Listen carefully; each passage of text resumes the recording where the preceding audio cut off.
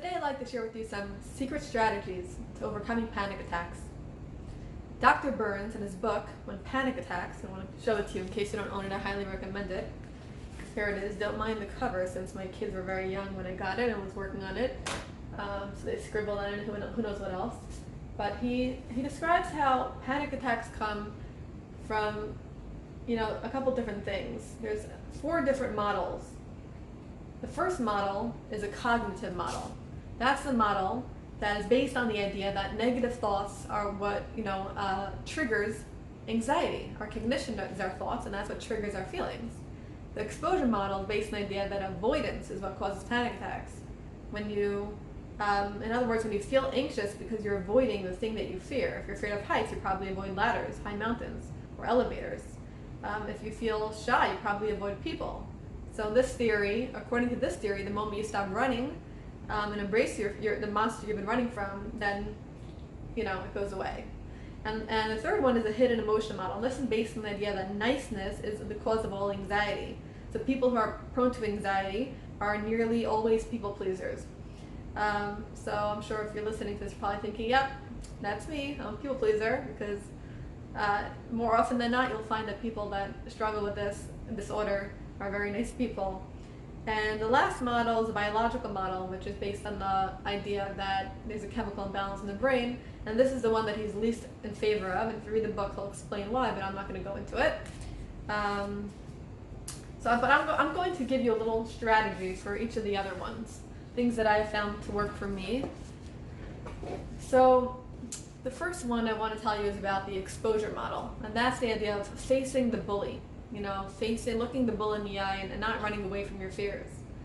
But the first thing you need to do before you are even ready to really face the things that you're running from and, put yourself in situations where you may very well have a panic attack is leverage. The first thing that you need is leverage. If you don't have a strong enough reason why to do it, something that is so difficult and scary, then you're not going to do it. I know for me, I lived with agoraphobia. If you're not familiar with that term, it just means, someone who's afraid to leave the house. It probably took me a little while to even discover the term, but then when I once discovered the term, looking back, I realized just how severe of an agoraphobic I was. I really only went places when I had to go. I'm a mother of 2 boys. Now they're already 11 and 12, but at the time they were babies. And I would literally wait till I was on my last diaper for them before I would go to Target to pick up some more diapers, or when we had no milk left in the house and I would have to go to the grocery store. But I would think 10 times before I left the house because I was so weak and achy and dizzy and out of balance, and fearful of being in a situation where I won't be able to escape from. And for me, that was being online at the register when I have all my groceries and I can't run away. And the closer I would get to the register, the more my anxiety grew, as I knew I was going to be stuck there and very likely to have a panic attack and feel like I'm going to go crazy or faint or lose it.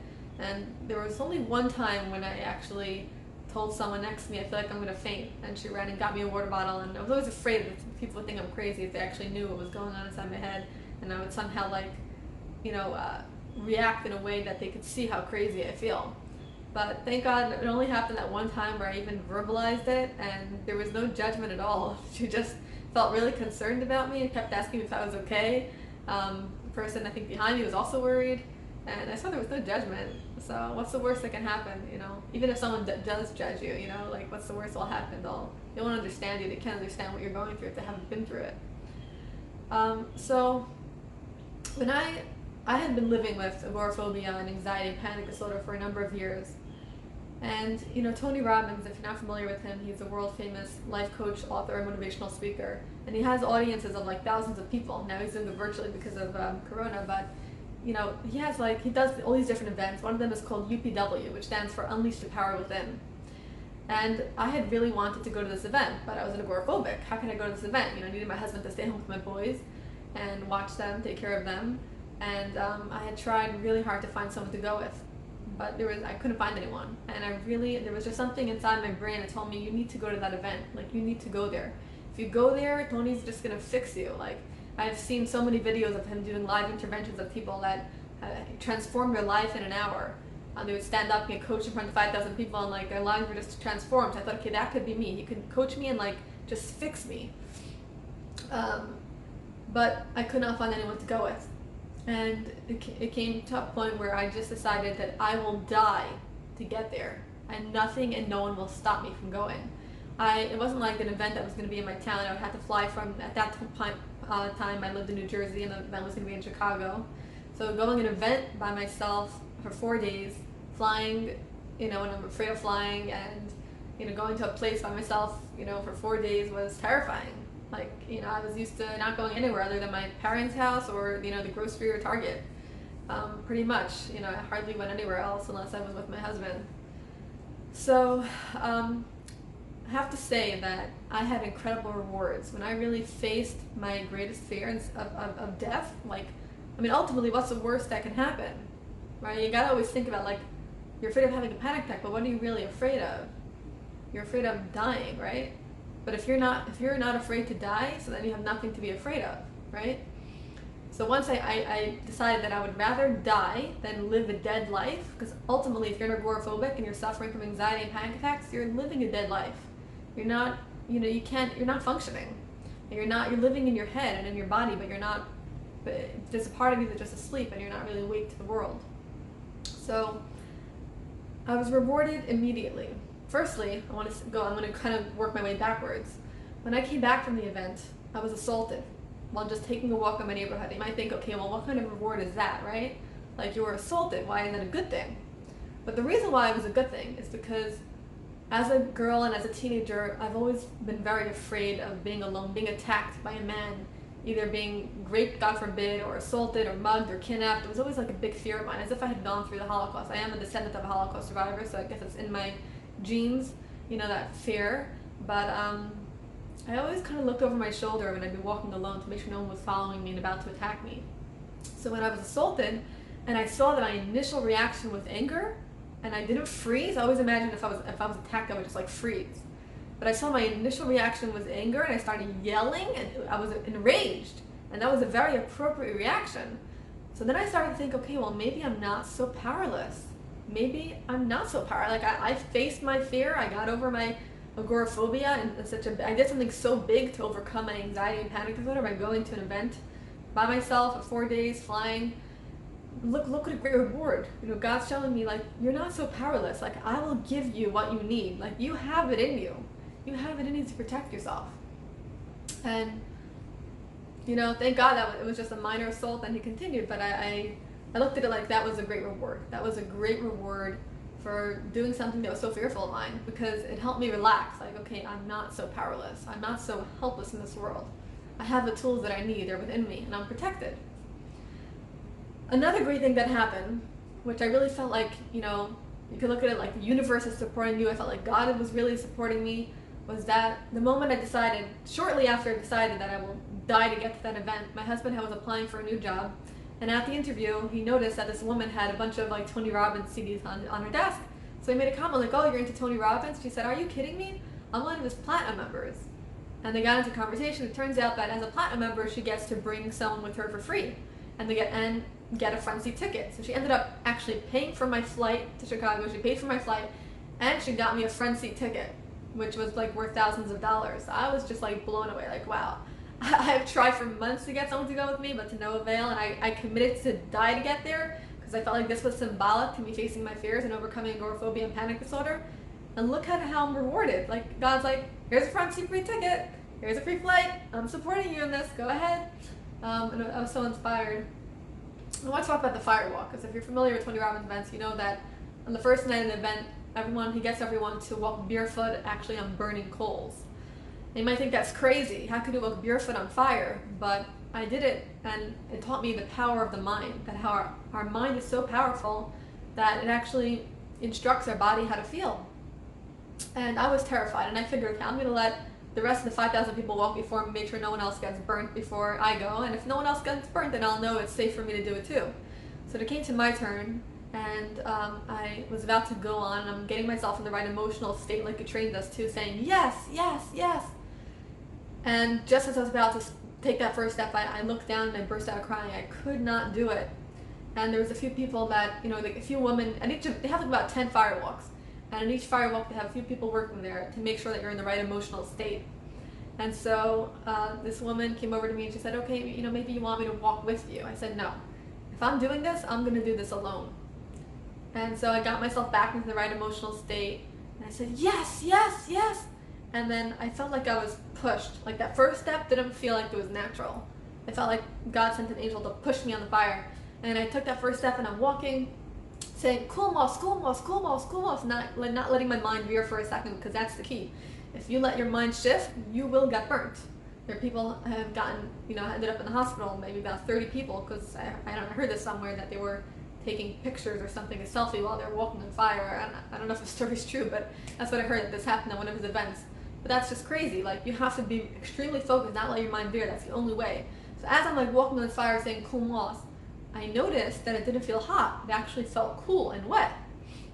And I was like shocked. And I got to the other side and they quickly spritzed my feet with water and I just burst out crying. I was a wreck. I couldn't believe that I was so emotional. I couldn't believe that I just walked barefoot on fire, burning coals. I mean, this was real. I felt the thickness of that heat for hundreds of feet away. You could feel the thickness in the air from the heat. It was unbelievable. It was incredible. But it also taught me a great lesson. I kind of looked at it like a metaphor. Like, before I walked in the fire, I was so afraid. And there was just like a few people there comforting me, reassuring me that I can do it. But then when I got to the other side, there was so much love. About 30 people, I want to say, came over to me, hugging me and telling me that I did great. And so I kind of looked at it like, before you face your fears in life, before you walk in the fire of life, you just have like maybe a friend or two or one family member or two like comforting you, reassuring you of your worth. But then when you face your fears and you walk in the fire of life, there's so much love waiting for you on the other side. And ultimately, we all just want to be loved. As much as we want significance, deep down we're all truly yearning for love and connection.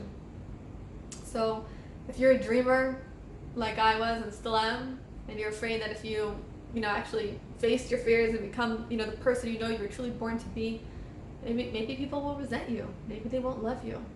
But I'm telling you, even though you may get some resistance in the beginning, ultimately they will love you even more because you're opening that space for them to become the person that they truly are and the potential that they truly have. Okay, so far we saw that, the minute I decided that I will die, I was willing to die to face my fears, do something drastic to show myself that I am overcoming this crazy anxiety and panic disorder, that I am doing something massive. I was rewarded with an assault. I don't know what your reward is going to be, but mine was I needed to be assaulted. I needed to go through that experience to show me how strong I am, that I have the power inside of me, that I could be assertive and I won't freeze. That was a great reward, and there's something great waiting for you when you face your fears. I saw that the universe, I saw that God was supporting me. I got a front seat free ticket to an event that I had been dying to go to for so long, and a free flight, and then I walked in fire and had this incredible experience. But here was my greatest reward. Looking back, I know it was just around the same time. I don't know if it was the same day or not. I can't say that for sure, but it probably was. But just around the same time that I committed to dying to face my fears, I was blessed with an incredible metaphor that has really, really changed me and healed me to such a great degree. And I want to share a little bit of it with you. So it's like this. We all have, right? We have our conscious mind, and that's the thoughts, and emotions that we're aware of. But then we have a subconscious mind that's a lot more complex. And there's a lot more going on there that we're not necessarily aware of. And our subconscious mind is really what's controlling our physical body, our sensations, and our feelings. So I thought of the fact that our mind is kind of like our inner courtroom. You have a courtroom and there's different characters. And one character that we have, I'm going to show you right here, is a fox. The fox is the prosecutor. The prosecutor, his job is to bring up all the evidence of your worthlessness. He's actually just an angel called the evil inclination, or might think of it as a Satan. But he's just an angel doing the will of God. His job is to actually protect you from becoming the spiritual leader, the spiritual giant inside of you. His job is to protect you from reaching greatness, from fulfilling your potential. Why? Because the higher you climb, the greater the potential for the fall, right? The higher the climb, the greater the fall. If you think of a homeless person or an addict that maybe, was dealing drugs or stealing, you're not going to think much of it. It wouldn't surprise you. But if you think of a rabbi or a priest or a president doing something like that, dealing drugs or stealing, there's going to be a lot more judgment. So the higher you climb in life, the greater potential for fall. So if the prosecutor has started up with you to such a great degree that he's causing you to feel all this crazy anxiety and panic, and the evidence of your worthlessness is overwhelming. He has so much evidence, and he constantly shows you that by showing you everything you're lacking. All the love you never got or maybe still don't have. All the money you never had or maybe still don't have. All the lack of inner peace, the lack of health. He's taking everything you've ever been through and are still going through, all the lack, and using that as proof that God deems you unworthy and undeserving of love and blessing. And why is he doing that? Because he knows that if you actually saw your worth and saw just how special you are, you could actually start climbing that mountain of greatness and start fulfilling your purpose. And he's only starting up with you because he knows you were born for greatness. Why would the Satan start up with you if you didn't have great potential? He would go pick on somebody else, right?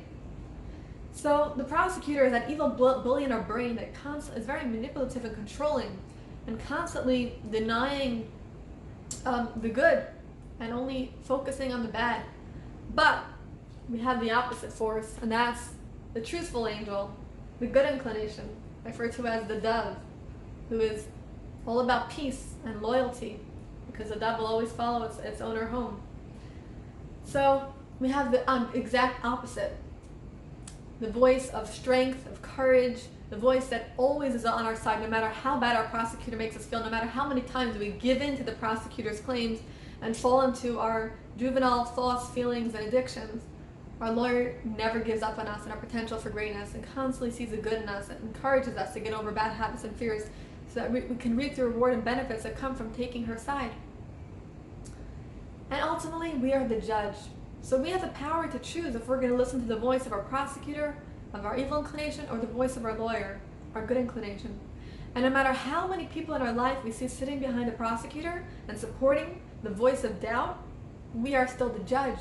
We still get to make the decision if we're going to listen to that voice, if we're going to judge in truth and compassion, or not.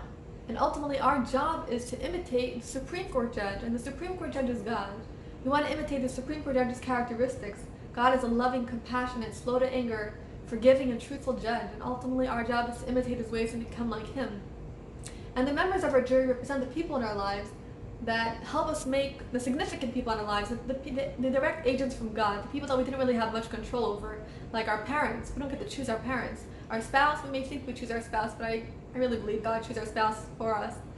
And our kids and our siblings, we don't get to choose these people. God puts them there as agents to help us make the right judgment call.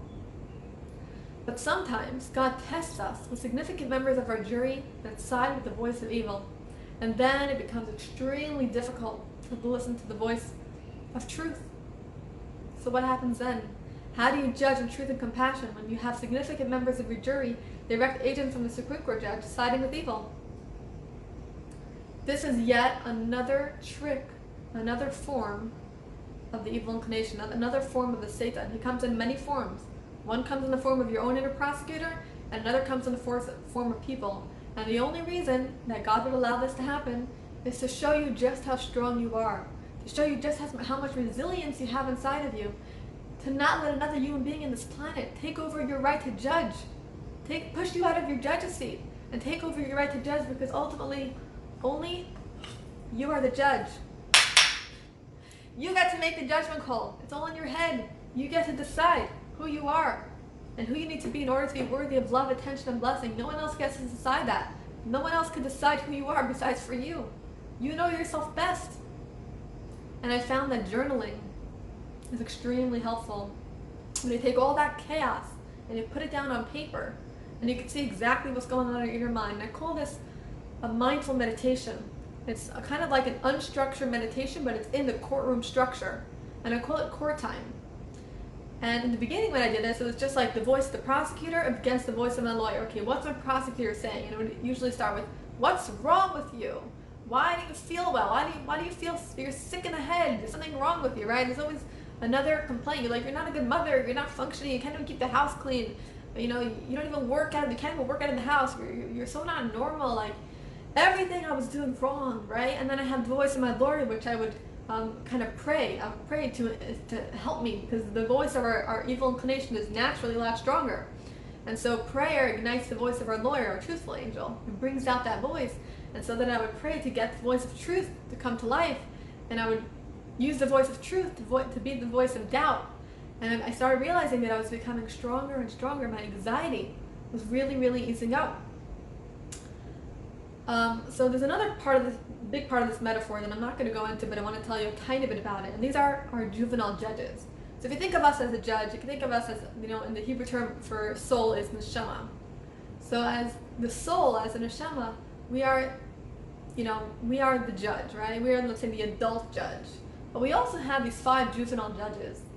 And our juvenile judges are our emotional judges, and that's what makes up our body.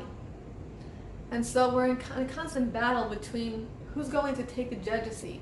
When our prosecutor tells us we're worthless, is it going to be the shameful baby that's going to take over the judge's seat? Or is it going to be us as the adult, empowered, authentic judge?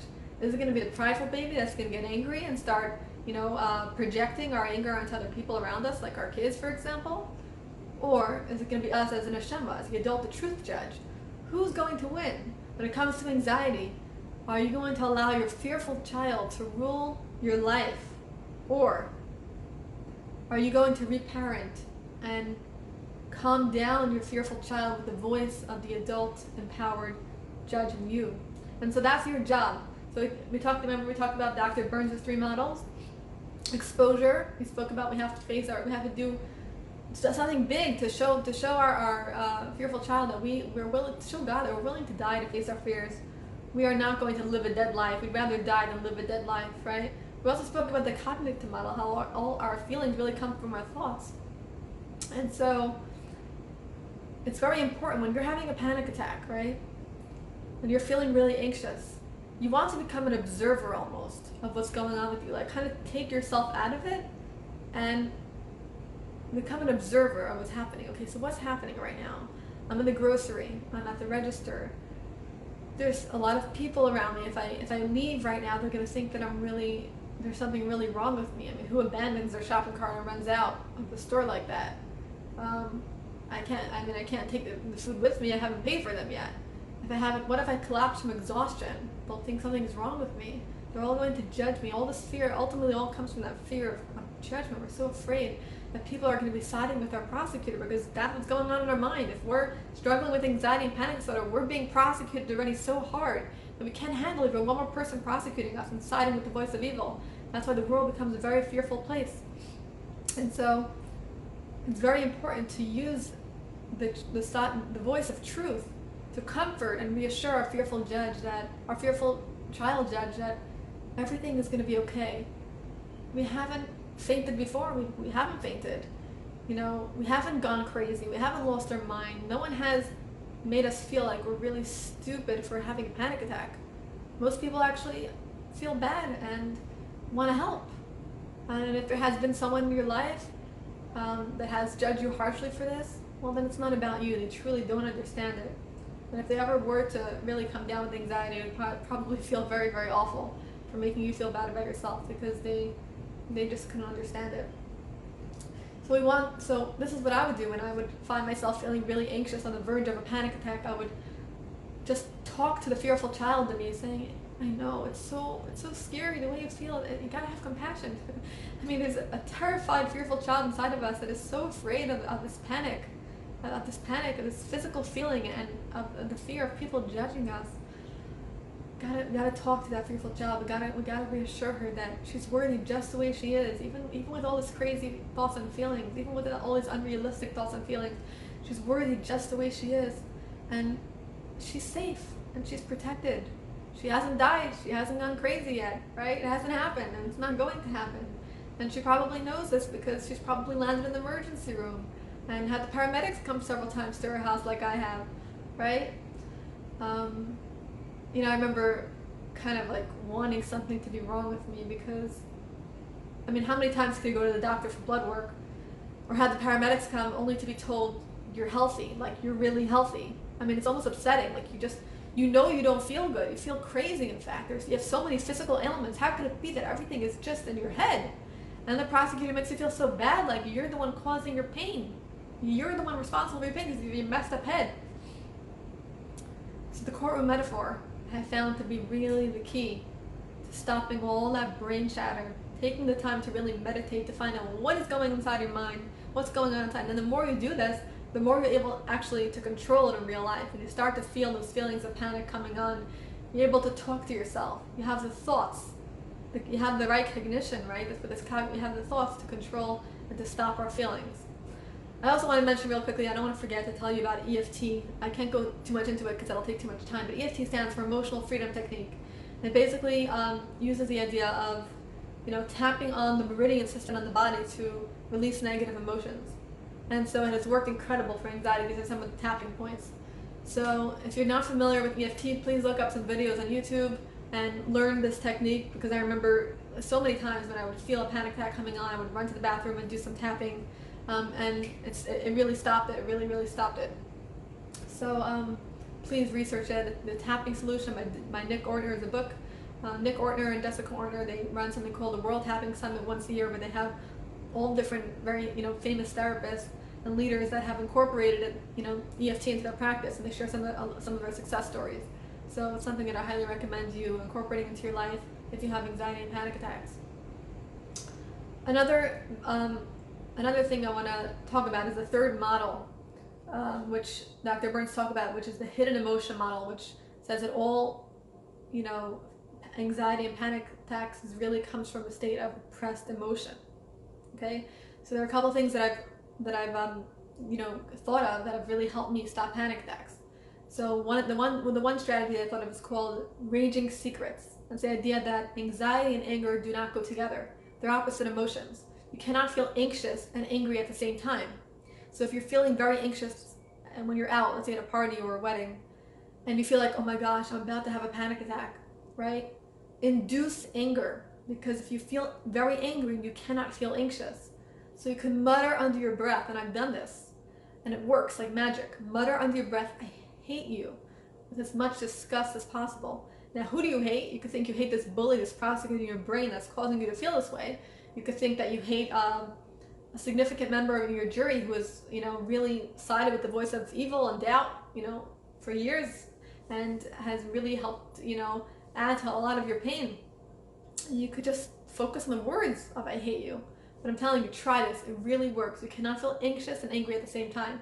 So use this raging secret technique. So if you're home, there's another technique I can give you, which is throwing old shoes on the floor. Find some old shoes that you're not wearing anymore, you have lying around the house, or maybe even like, something that you wouldn't really mind if it broke, and throw it really hard on the floor while shouting your true feelings. Like, I hate you. Think about the people that have hurt you and how much hate you have for them. Because if you're someone with anxiety and panic, so you're probably a very nice person, like it talks about, in this hidden emotion model. And it's really niceness is the key to all anxiety. It's like nice people pleasers, people who don't like confrontation and just want everyone to be happy and just want peace and love and connection, but tend to, repress all their true feelings, repress their anger and their hurt. So this is the time to really let it out, and then to use it, to really use it as a means to bring up the hurt beneath the anger, because all anger really is hurt. If you think about it, if you walk into an open cabinet door or stub your toe, what's your initial reaction? Your initial reaction is anger. That's just the body's natural way. That's how we were created. When we're attacked, we get angry. So you want to use that anger to bring up the hurt, and then here's the key to speeding up your recovery. You want to take the power of your pain and you want to turn it into prayer. Because the gates of tears are never closed, and God cannot hold back from saving you when you take your pain and you turn it into prayer, and especially when you pray for the people that have hurt you. You literally quiet the prosecutor. I mean, what could he tell you? What evidence could the prosecutor have against you if you're actually praying for the people that have hurt you? You shut up his voice. And if you're grateful for the people that have hurt you, because you recognize that it's making you strong, and it's building your resilience, and you recognize that there's a purpose in all of it, what evidence does he have now against you? You quiet his voice again. So use the power of your pain and turn it into prayer. Another technique that I've come up with, another strategy for stopping panic attacks in its tracks, which goes also with a hidden emotion model. I'm calling it dance it off, right? Because this model is based on the idea that all anxiety comes from repressed emotion. You know, if you're an anxious person, you probably have a lot of repressed emotion, not just anger, but also joy. You probably have a real spirited soul that just wants to be free, and that's why you feel so anxious, because you want to be free. And so dance it off. I've done this. I would not recommend this to you if I haven't tried it, but I remember once feeling on the verge of a massive panic attack, and I turned the music and started dancing, and boom, it was gone, because I recognized the truth. The anxiety and panic is repressed emotion, and I used that to just dance it off, and it worked. Now here is my biggest secret strategy, and I know that it's going to sound crazy, and it actually took me 6 months from the time that I thought of it until I was actually to put it into practice and to actually try it on myself. And you can only do this if you're home, unless you find some kind of anchor to do when you're not at home. I'll talk about that in a minute, but this secret strategy I'm calling I'm just a baby. And it's like this. Imagine, so we talked about how anxiety is really just all that chaos that's taking place in our inner courtroom, in our brain. All that prosecution that's going on, right? But what happens if you're in court and everyone's waiting for, you're just an attendee, you're just, there watching as an observer, and everyone's waiting for the defendant to show up. And then the defendant shows up, but the defendant is a baby, and everyone's confused because who's going to prosecute a baby? The prosecutor is completely thrown off balance, right? So here's what you're going to do. You're going to do something really drastic to shut up the voice of your prosecutor, because you're going to show your prosecutor very drastically that you're just a baby. And when you go to Walmart and you're going to pick up some baby items, unless you have them in the house. Here we have my baby blanket, okay? So pick up a baby blanket. I have a sleeper.